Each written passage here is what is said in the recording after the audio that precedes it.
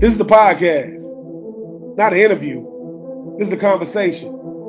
No gimmicks, just reasons. 84 reasons. Come holler at me.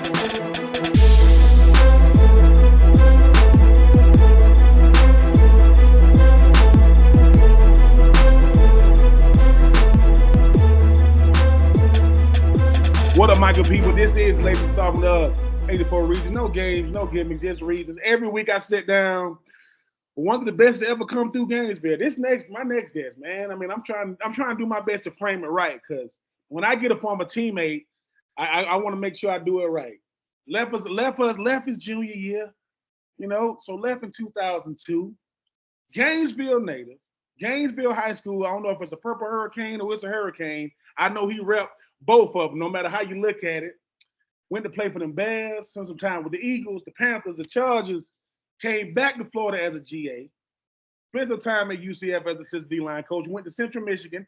I mean, he already had a big jacket already coming from Chicago, came now the current head coach of his alma mater, them Gainesville Purple Hurricanes, two-time second team All-SEC.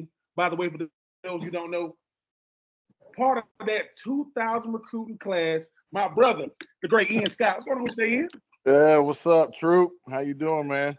I can't complain, man. First and foremost, it's good to see you. But I got to get to something first. So before we even get into it, you were an industrial engineering major in college? Yes, sir. That's why y'all never saw me around. That's what I was about to say. I'll be like, I said, because the one thing I do is I saw Ian on the field, training table. Maybe sometimes if I did go to tutoring, I did see you, but we never saw you. But then I saw how does one manage the pressures of being in Florida, being from Gainesville, and being an industrial engineering major? I don't know if I have a great answer for that one. It was just something that I did. When we were, and I'm sure you did, up in Georgia, right? In high school, we did everything, right? From the time you started school in August until May, you went to school in the morning and you stayed after school and did some type of sport. And, for me, it was football, baseball, and basketball, and then go to spring football and then do basketball and football all summer. So, when you have that type of schedule, you get into college, it's, more of the same. So it just became a part of the routine. I never, being a part of that 2000 recruiting class with all of you wonderful athletes, I never, being able to move beyond and go play professional football wasn't something that I, originally thought was going to be possible. So I knew I wanted to have a degree that would help me to be able to get a job in, multiple type of fields. And so I landed on that because I like math and I like business classes, and there's not really a mix between math and history unless you want to, be a math or a history teacher, which I am now teaching a math class. So, it all comes full circle at some point. I mean, talk about full circle though, because I thought I knew my teammate. You started playing football as a freshman in high school. That's the first time you started playing. That's right. I was too big, man. Hold on, wait. No. Because I got to put this into context. You started playing football when you was in the ninth grade. Ended up being one of the best players coming out in Florida, which I give it to you.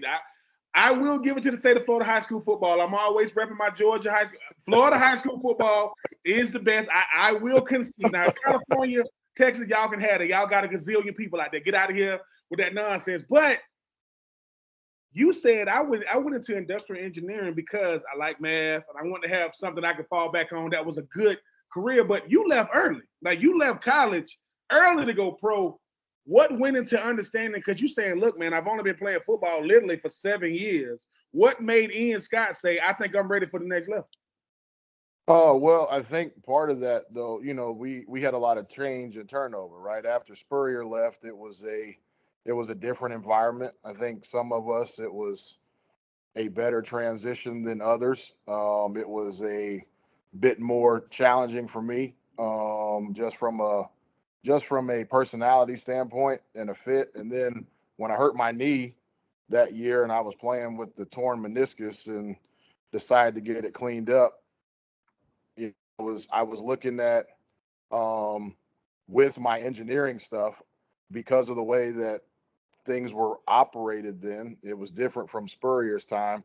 It became very difficult for me to continue doing my engineering classes while playing under the new regime. I was going to have to either change majors, which after your junior year is kind of hard to say, oh, I'm going to go change and do something else for the next, 12 months or whatever it was, and wind up not graduating anyway. And I didn't really want to give up all of that time. So the NFL, just, I figured, I was young enough, and I didn't want to go back and risk getting hurt anymore in college. If I had an opportunity to play, it felt like the right time with everything going on. There's no transfer portal back then. So Oh if my I had God. to go somewhere else, I'd have been sitting, and then you're looking at 24, being 24, as a defensive lineman coming out. That's a whole different prospect than being 21. So what was the harder transition in deciding to leave early or having to move to Chicago? Because I mean, you literally like, look, man, I've been in Gainesville. This is what I do. I mean, most people when they go to college like myself, we got to go off. Sometimes another state. Sometimes most of us ain't never been 100 miles down the road. I don't care where you're from. Gainesville, Florida, my whole life. 21-year-old on a plane going to Chicago. I know I've been to Chicago when it's cold. I've been to Chicago when it's hot. It is total different worlds. Lord, when it's cold and hot down there. How did one deal with that transition of being a 21-year-old trying to figure out life in the Windy City? Well, I think I had a bit of a easier transition because, Alex was already up there, and then they drafted four of us all together. So it wasn't a whole lot different. You go and you got four of your teammates from college there that you see at work every day. That made it better. And of course, I got married before I got drafted. So I had a teammate with me, and Crystal, but it's that those things kind of make it easier. I wasn't on my own. It was a new city, but you know how it is. Like with football, like that takes up all your time, and I didn't have a whole lot of time to go exploring or anything like that. I was in the facility all the time trying to learn as much as I could and make sure that I kept my job. So, once you get to that point, with all of the familiar faces around, that kind of helped my transition.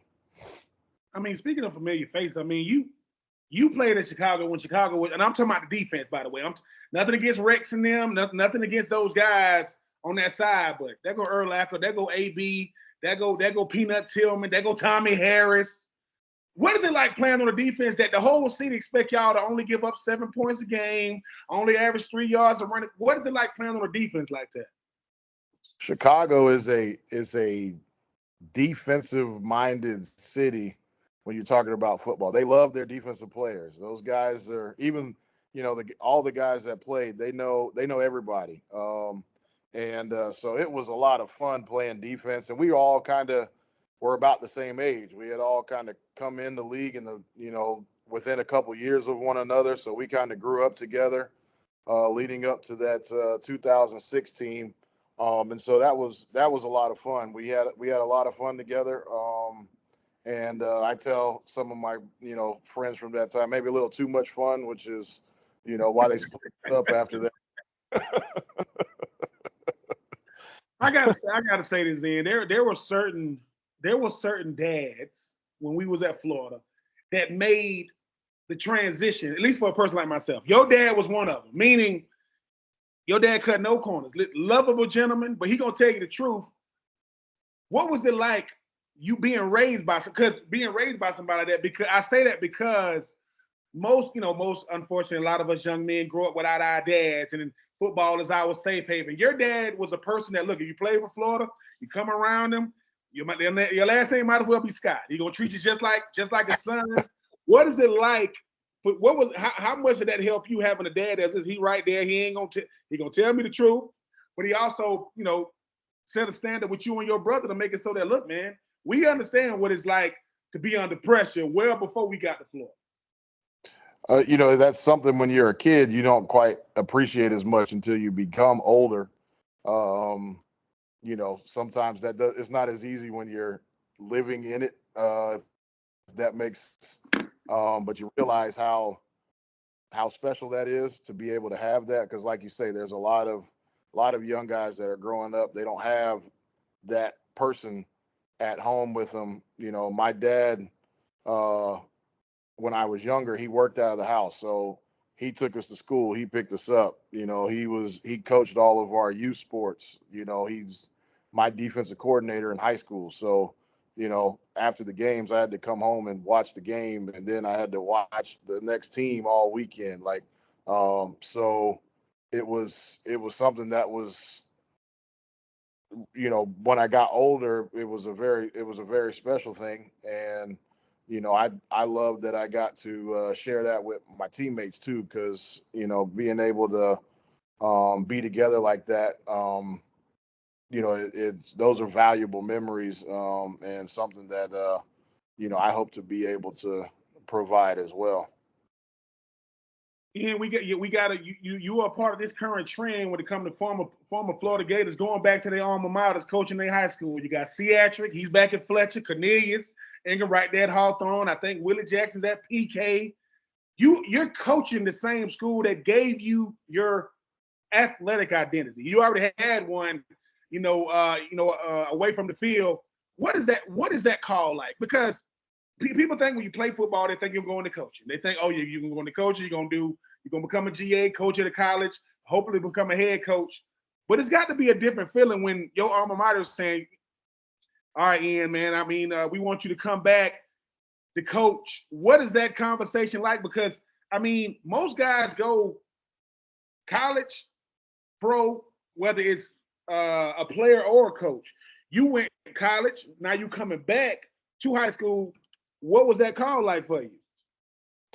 That was an interesting situation, because being a former player and trying to be a coach is a lot harder than I think a lot of people have the idea that it is. Um, and everybody's got a different journey to get there. I was fortunate enough to become a GA at Florida and get my foot in the door, although that didn't work out the way that we had hoped.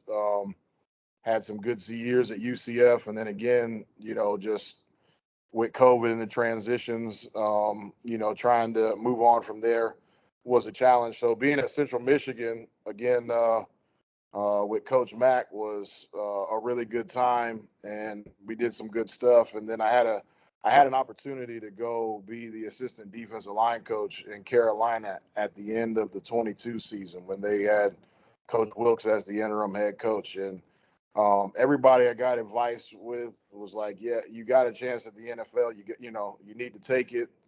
This thing is all about networking. So, broadening your network, and you're not with the same guys that you've been with. So I did it understanding that was a really big risk, right?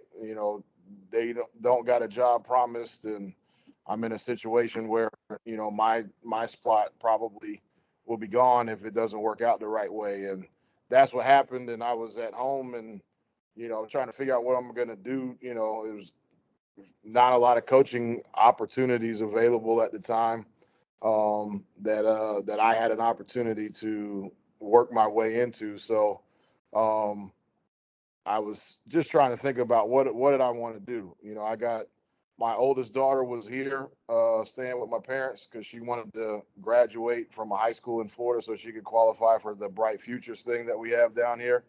And my younger daughter, who's a senior now, she was thinking about doing the same thing.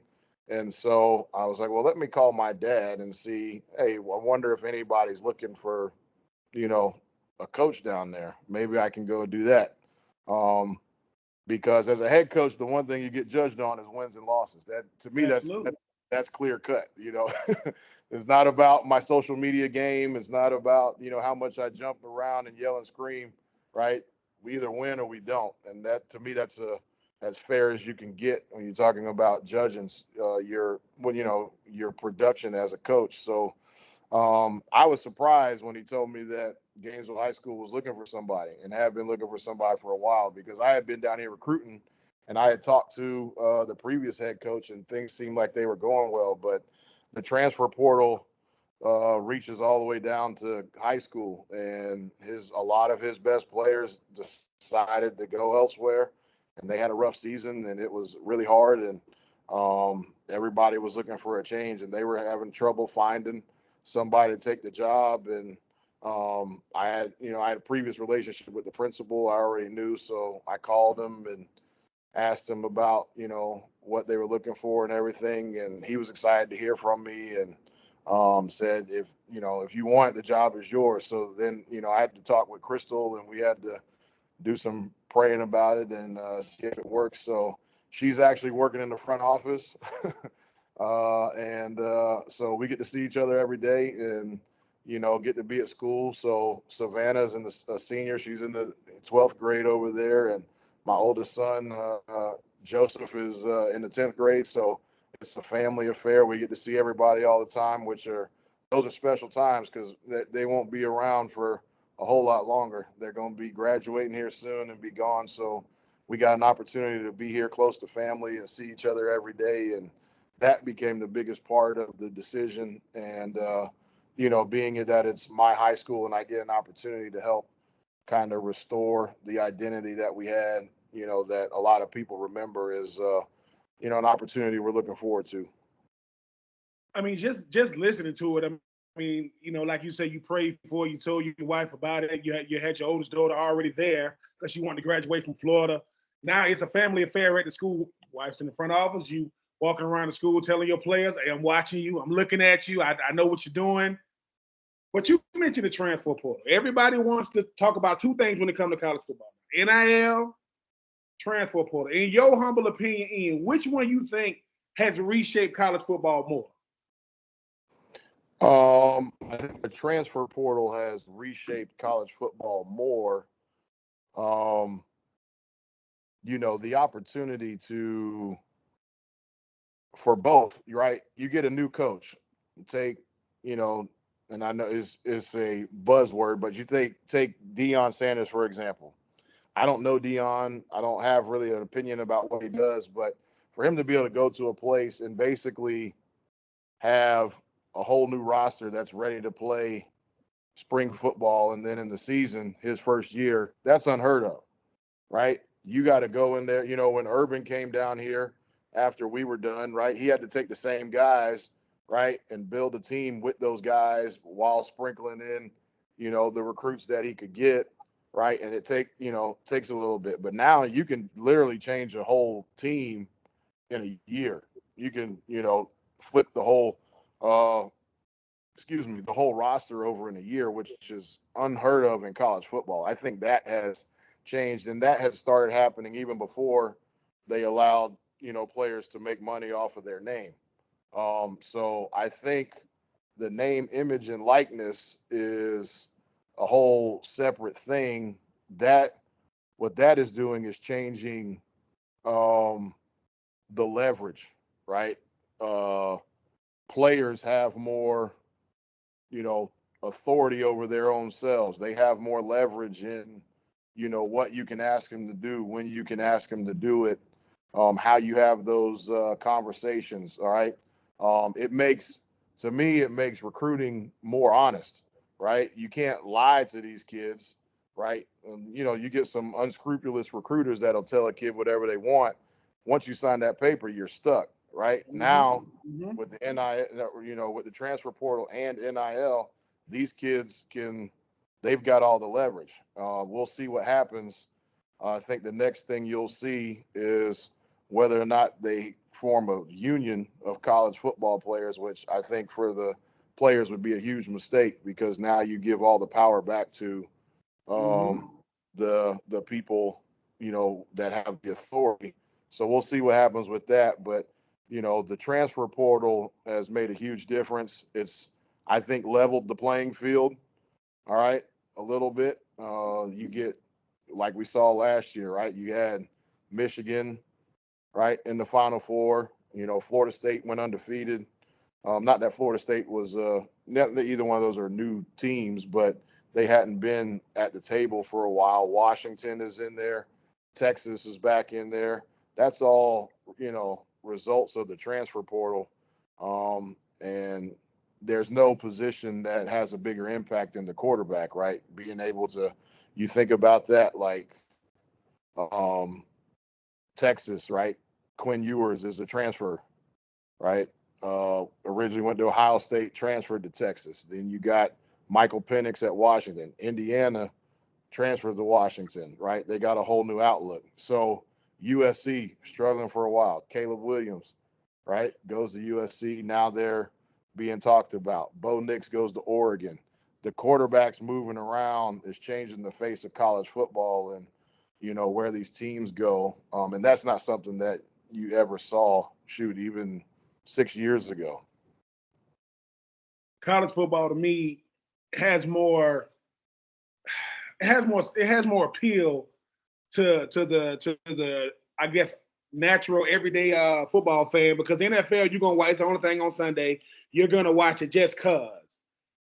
NIL is something it's ever changing. Just when you think you got a handle on it, it'll change again. Transfer portal has given a lot more ownership to the players. But just like I know, Ian, we in college. Just say we in college right now. We really don't know what's going on. We know we get to negotiate. We don't know nothing about no Uncle Sam. That's a real person, even though he's invisible. We know nothing about contract negotiations. We know nothing about what's fair and not fair as far as the deal. We just know I get to make money, and I get to make these videos, and I get to do these things. If you are a current head coach in college right now, you got all the resources. So which means we got the dollars to go out there and get the players. We get it. What does Ian Scott put in place for his players to say, look, man, I want y'all to play. I'm trying to eliminate this side so y'all can focus on football a little bit, because I get it. Every time I see you, you got 1 million followers. You're doing brands without your. So what does Ian Scott do to say, hey, fellas, I want y'all to get your money, but you came here to play. How do you get them to focus on what they're here to do and not take away from, what they're trying to benefit from their name and image likeness? Well, I think at the end of the day, that comes down to your evaluation. What's important to you. When I got to Central Michigan, I had one of the tight ends coach. He asked me, "What are you looking for, right, at your position?" I said, "Well, the number one thing that I need, right, are guys that are willing to compete. And if something is hard, they're gonna go through that. You can find that in high school, right? You can go watch a guy play. You can go to practice. You can get information if you're doing it the right way, and you can find out kind of what the makeup of a person is, right? If you know what you're looking for, and if you find those competitive guys, the money is just going to be, an asset, and they're going to understand the better that I play on the field, the more of that I'm going to get in the future, right? And to me, that's where you start. Obviously, the different levels are different, right? Us recruiting in NIL at Central Michigan, a lot different than recruiting at Florida or Georgia or Alabama in NIL, right? You're talking a whole different ball game, and so you have to have a strategy that everybody is on board with and everybody is together with. But I think at the end of the day, even in the NFL, right, you're still looking for those competitors that it doesn't matter what you pay them, what they get joy out of and what drives them is their success on the field. And that's what you got to go.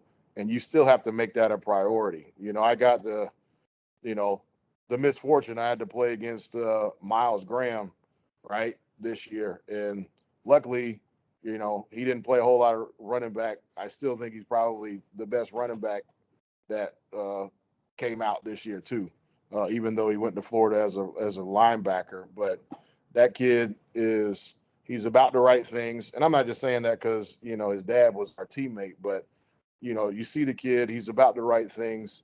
It's not going to matter, what that money looks like.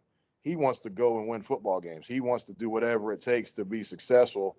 Those are the types of kids that you got to go and recruit, because then that when they do have the money, right, that's only going to drive them to be more successful. They're not going to quit and, be satisfied or get distracted with that piece. And that's, to me, what you're looking for. Obviously, you in Gainesville. You know, I'll be remiss if I didn't ask you. You know, what do you think the current state of affairs are? You know, at Florida, and you know, how would fair or unfair? What would you give Billy Napier 2 years in? You know, in this NIL world, go stay nationally relevant because of where you at. Florida would never not be nationally relevant, but how far away are they? How close are they to competing in the East? I mean, even though Georgia is on another level right now, what would you give Billy Napier 2 years in? I that's that's a I'm not in the building, so there's not a lot, that I can say about what's happening day to day. Um, Here is just, and this is my own personal opinion, okay? And you saw firsthand what we were, and if you look at the history of the state of Florida, right? What made Florida, Florida State, Miami, what rose all of those schools to prominence were recruiting the athletes that are down here and going to Georgia and getting some too, right? And you take a guy like you who could move like a receiver, right, but a little bit bigger and say, you know what, we're going to put him at tight end because he's going to be a problem, right? On defense, we're going to take the safeties, right? We're going to lift them weights, get them bigger. They're going to become linebackers. We're going to take those linebackers. We're going to get them bigger. They're going to become defensive ends. We're going to take defensive ends, make them defensive tackles. We're taking defensive tackles, making them offensive guards. We're taking a big tight end. We're making him an offensive tackle, right? Kenyatta Walker, Mike Pearson. They weren't huge guys. They were tall and they got great feet and they could move, right? And we had guys inside, Zach Zadelis and, those guys that would maul you. Like that's how all three of our schools, got to prominence. And to me, you have to, that's what Florida State has gotten back to, right? You look at their D line, those guys, right, are attacking, right? Their linebackers can run and they can hit, right? College football has become a space game. You got to be able to run, you got to be able to tackle in space. Even Nick Saban, who, for years, I'm going to play a 3-4 with these, big guys that two gap and everything. He's had to move away from that just because you can't do that on a big level. And I think, we're starting to get the guys in that are those bigger athletes that can go and make plays all over the field. And that's what you need. It's just, you got to kind of do that in today's game. I love number 3, Trey.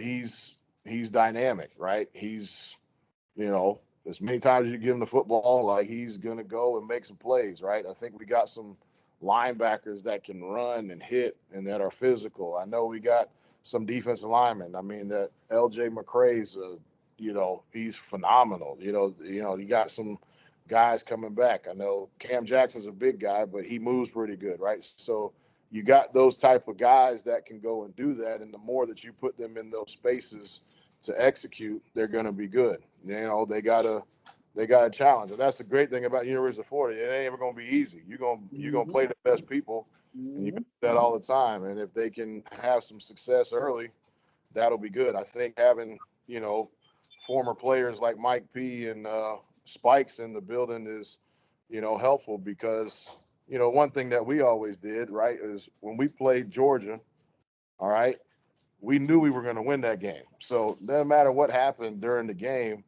all right, we never thought like, oh, we're in trouble, right? Even when we were the only team to beat them in '02, right, and stop them from having a chance to win a national championship. Like we went and playing that game, like there was never a moment where we thought, hey, we're down, right?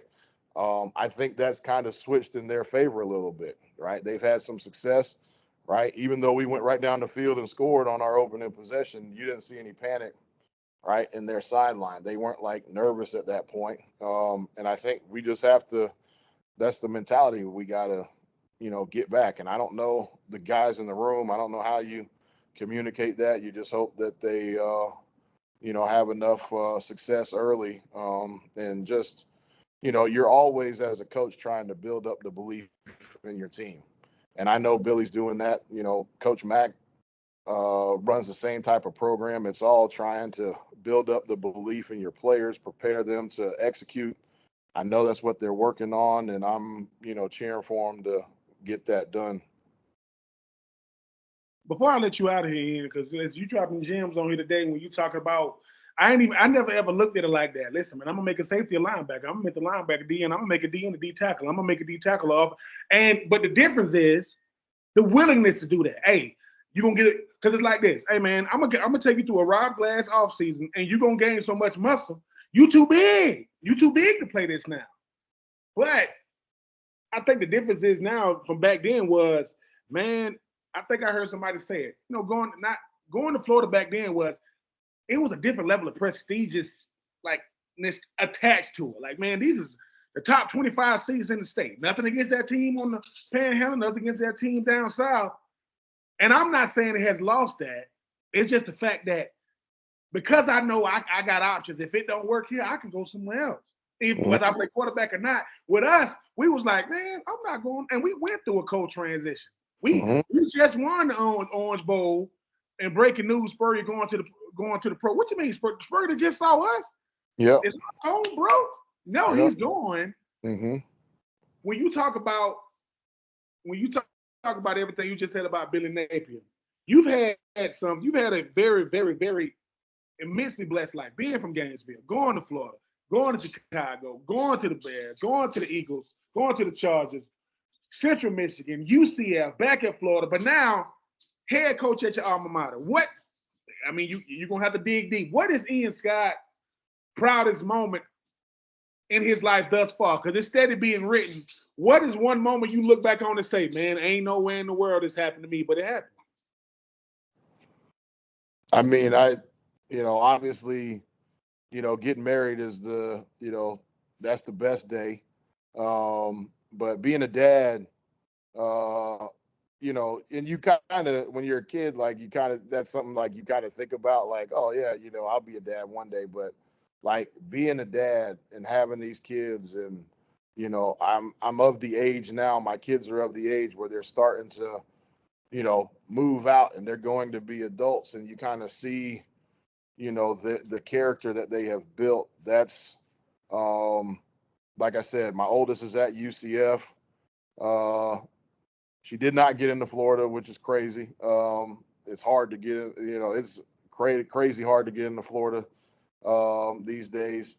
My younger daughter, right? She's already been accepted to 2 schools, and she's got more to come.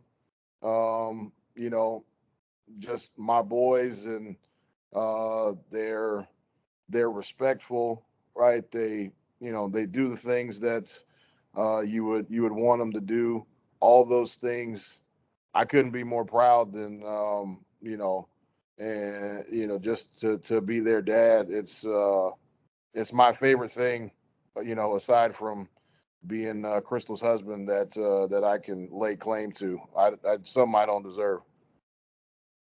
He is Ian Scott, the charismatic one. My lady gonna look at this interview and say, "Do you see the way Ian was picking up his?" I said, "Oh my God, Ian's always been like that. He was married before. Listen, he was married before he ever got drafted." But I will say this, Ian, when I saw that you became a head coach, Gainesville, I was happy for you, because I know people think these decisions don't come lightly. They don't come easy. A lot goes into it. Because now, my kids, your wife has had to share you because of your career since you left Gainesville. Now they sharing you, but it's different because they see you every day. It's a little different when, hey, I got to go to practice, but I'm coming home, compared to, hey, I've been in training camp all day, all month, and I still got to get right back. I am super duper happy for you. You, Shannon, I know he down there at Sonny's. I know, I spoke to Cornelius. I spoke to Seattle. I can't, Willie, he big time me these days. He back. He gonna pick up the phone. I'm gonna have to dive on him when I see him. But I'm just happy for you, Ian, for this reason. Class of 2000 had a lot of characters in it, man. A lot of different personalities. Your personality was always just very, very, very, very stable. Like no matter what happened, stable. Hey man, everything going crazy. Calm down. It's gonna be all right. Carlos Perez, that go Orion Green. You calm down, Orion. Shut up, Carlos. It's like always stable. So I'm from just being your former teammate, man. I'm just happy for you because as players, we don't get to see about each other because lives happen. You know, we get married, we start paying this thing called taxes. Where that come from? Good Lord. But make sure and tell your moms and your pops, man. I said hello. I'm gonna have to, my son, he's a freshman in high school. Okay. I got 2 daughters, man. One of them gonna be an actress, the other one gonna be my little super duper star. She's a super duper star. She tell me that all the time. I got a chance to come speak in Florida back in the day, back when Coach Mack was there. Yeah. And she said, Dad, they got you up here. You know, I had a little picture of me up there, whatever. And she said, Daddy, when I come to Florida one day, they're gonna take your picture down. I said, when you go to Florida one day, I said, as long as you it's got for your free, personality there. yeah, I said, as long as it's for free, Daddy gonna be right there. But look, man, you are the reason why I do this. I've already spoken to you. You know, I'm up here back in the great state of GA. Don't get a chance to get down to Florida. Have not seen that new facility down there. I heard about it. I heard it's futuristic. The boys don't even have to walk up the stairs no more. God, they spoiled. Yeah. But tell the missus I said hello. Tell your parents I said hello. I ain't had a chance to meet them youngins. But all I gotta do is see their face, I said that's a Scott. That right there. I got a Scott all day long, man. Keep doing what you're doing, man. Hey man, I hope you have a good season in 2024. I know high school football in Florida. Y'all can't hide down there. That's Friday nights in Florida. Everything is shut down. So do your thing, man, and we will definitely be in touch, man. And like I say, man, he is Ian Scott. I am being true. This is 84 Reasons. No games, no gimmicks. But Spurrier's last SEC championship was 2000. Wait a minute. We were on that team. Ian actually played. I just took the picture next to the side. I took a picture next to the side. You know what I'm saying? When we won in Atlanta. But we got one, though. We got the rings, though. They ain't as big as nowadays. Everybody forget about it. Everybody forget Spurrier's about it. last go round. Ian, man. Listen, but I love you, boy. Be good out there. Love you too, man. Yes, Appreciate sir. it. All right. Yep.